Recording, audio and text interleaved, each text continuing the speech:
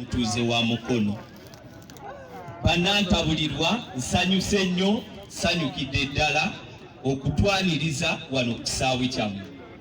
Guno omulundi si gwe gusoose okujja eno ennantabulirwa. Bassebo ne bannyabo bwe mwatya akawuka ka COVID-19 yenze omu abawaayo obulamu bwe n'enjija ne mbagabira emmere mu abannantabulirwa. Jujukira bulungi n'enkolagana ne mwami Mpaata ne bakyamaani abalala. Nze yagaba guno omuluka gwaki gwa nnantabulirwa.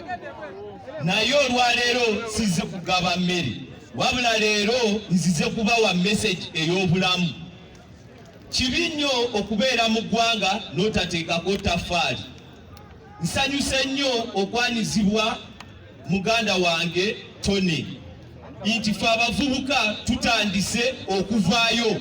Edda buli kimu twakirekeranga bakulu, okuwasa bakulu, okusoma bakulu, mu politikisi bakulu. Ne bassebo ne bannyabo njagala okubagamba nti ero lyonna ebbanga lye tumaze n'obukulembeze tubulekedde abakulu batuliyeeyo nnyo.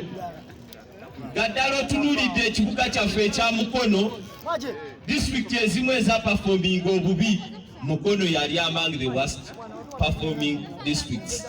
So bassebo ne bannyabo ekindeese olwaleero kwe kubajjukiza nti mwatuteekamu nnyo obwesigwa ffe aba National Unity Platform. Era omulimu gwange ng'owa National Unity Platform gwakunga abantu bajje mu National Unity Platform. Naye sijja kukunga abantu kujja mu National Unity Platform ne tetulikolera bantu. Era bassebo ne bannyabo nsaba mutusonyiwe ebyo ebitusobyeko. Era ndi kubalabula waliwo omusoto ogumu ogwagenze ne gwali gwa kiragala. Omanyi omuzungu agamba a snake in a green grass. Kitegeeza omusota gudduka nnyo ne guli mu busubi. Waliwo omusota bannantabulirwa oba bannagoma gwe mumanyi gwaddukira mu kiragala ne gujje n'ewaffe mu kale emmyufu. Bassebo ne bannyabo National Unity Platform oba ebibiina bya byabufuzi bya buli omu waliyo free entry ne free exit. Kitegeeza ki oli waddembe okuyingira, oli waddembe n'okufuluma. Ne waliwo bannaffe abatudde ku bannaabwe. Mukono tulina abakulembeze bangi nnyo abalungi, naye waliwo omusota ogwatandise okubojja banne. Bassebo ne bannyabo mwalonda omukyala Hanifa Nabukeera, tabakoze bubi kubanga kyekisanja kye ekisoose, naye asobodde okusavinga disitulikiti namba. Ne waliwo abayina ka disitulikiti akatono kano ka municipality, naye baagala okulinyirira bannaabwe. Ffe mu National Unity Platform President yagamba tetubeera loyo eriye, ate era tetubeera loyo eri ekibiina kya National Unity Platform, era tetubeera loyo eri omuntu yenna, naye tubeere loyo ku mazima. Olwaleero ndi kuyimirira wano ku mazima naye siriiwo lwa bukyayi. Omukyala Betty Nambooze bwe tubeera tugoba abakulembeze abaluddewo naye mwali. Kibi nnyo nnyo nnyo nnyo ffe aba National Unity Platform okubeera tugoba omuyeekera nakyemalirira, ne tulina ne nakyemalirira atukwate omukono ne twagala okubojja oli.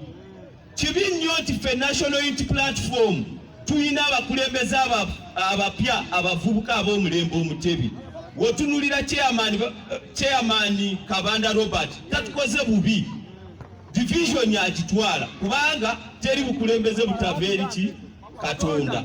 Wewe akozeeko naye era waliwo abamu abalwanisa empeereza y'abakulembeze baffe. So bassebo ne bannyabo abannantabulirwa, nze kamwa kwogera Air Force Nambooze yaŋŋambye antwala mu kooti, naye mulayirira nti eno alumbye ennyonyi, abamu muzze ne muli wansi, naye n'ennyonyi nze banjita Air Force. Era omukyala Betty Nambooze okumugamba okutuwa accountability si musango. Oyo omukyala Betty Nambooze n'abakulembeze bonna bakozi baffe. Bassebo ne bannyabo mulekerawo okutya bannabyabufuzi, yemmwe ababawa ebitiibwa ebyo bye bakola ki bye balimu. namugambyeko okutuleetera enkumbi zaffe yaŋŋambye nti antwalira Nnyombi. Bassebo ne bannyabo nange muliize mu kooti. Palamenti yayise enkumbi zijje ziweebwe abantu baffe abanaku kubanga twagala kuvumbula ki agriculture. Katikkiro ne Kabaka baatugamba enkumbi terimba, naye bwe wabeerayo omuntu n'ate ebintu by'abanaku ate yabitwala kyokka n'agamba atulwanirira, nze ya force nnyimirira ku mazima kubanga principal yaŋŋambye beera loyo ku mazima. So bannantabulirwa bannagoma siffe eriyoka ku Central Division Nambooze tumuwadde ebisanja ebiwera tabeere mulungi omu era naye amaanyi gakoze eki gaweddemu. Wano tuli okulaba omupiira naye ndaba tugenda kukyusaamu kuba tubeera twetaaga ki reinforcement. So omukyala Betty Nambooze tumwagala nnyo naye kirungi nnyo alekulire muki mu bulungi ne tetumugobye bugobi kuba kati omulembe gwaffe gwaki gwabavubuka. Bannagoma tubeebaza ddala mmwe bannagoma mwe abakola Mukono municipality. Wano mu kalulu akasemba mwatuleetera meeya Elisa Nkooyooyo. Kituufu mwana wammwe era omwami Elisa Nkooyooyo muntu w'abantu, naye tukkirize tugaane omwami Elisa Nkooyooyo naye yatulimbamu nga ffe bannastruggle. Tetusobera kubeera ne tuli eyo tulwanisa muyeekera n'ate gwe oli mu buliri naye. Era omwami Elisa Nkooyooyo yatukola bubi nnyo nnyo ffe nga ba foot soldiers, ffe nga ba National Unity Platform emitima gyaffe yagikola ki yagimenya. Ne bassebo ne bannyabo mbasuubiza temuggwaamu maanyi, ebyo byonna byalina kubaawo, naye ekintu kyonna we kijja engeri gy'okivaamu yeekola ki yekufuula ow'amaanyi. Kayini yatta Abeero, tetugenda kukkiriza bakulembeze balala kubeera nga bakayini batuttire ki ba Abeero. Amaanyi gali mu abantu, mmwe omuntu gwe munaasongamu yoyo omuntu ajja obbaweereza. Omuntu abeerippako ow'ekimama ow'eki musobola omukola ki omugoba. So bassebo ne bannyabo nze njagadde nnyo akapiira kano abateesiteesi ke batukoledde. Akapiira kagatta abantu wadde ttiimu yange gye bali okuteeba naye ako kakodyo ow'amaanyi takeera. Kyova olaba abavubuka ab'omulembe omutebi kati ffe abajja.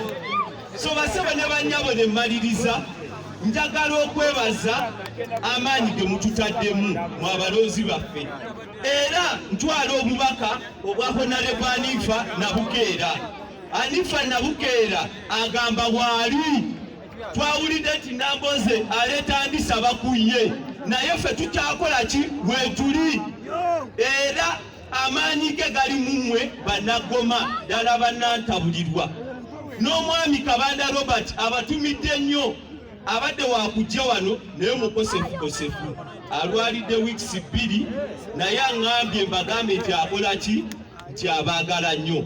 So bassebo ne bannyabo tuleke ebyobufuzi okutumalamu, ebyobufuzi okwonoona ebitundu byaffe kubanga ffe abantu ba wansi twetaaga ekintu kimu kya service delivery. Era twaguddewo kampeyini empya ey'abavubuka aba generation eno gye bayita Mukono deserves better. Omuzungu agamba good is nothing where best is needed, nti wabeerawo ekirungi naye wabeerawo ekikola ki ekisinga. So bassebo ne bannyabo njagala tutambulire ku mulamu ogwo. This is a generational cause for Mukono and we need Mukono to be a developed district. So ladies and gentlemen, we introduced a campaign of Mukono deserves better. There are leaders who have been there for long, but it is high time we say enough is enough. It is our generation, it is our time. So buli muvubuka ali eyo yonna teweemalaamu maanyi. Abo bonna abakulembeze be mulaba kati abaliwo abafuuse ensonga tewali kye bali, naye bonna waliwo kye bali kubanga maanyi gammwe. So bassebo ne bannyabo mbajjukiza eno Mukono si yange, eno Mukono yaffe ki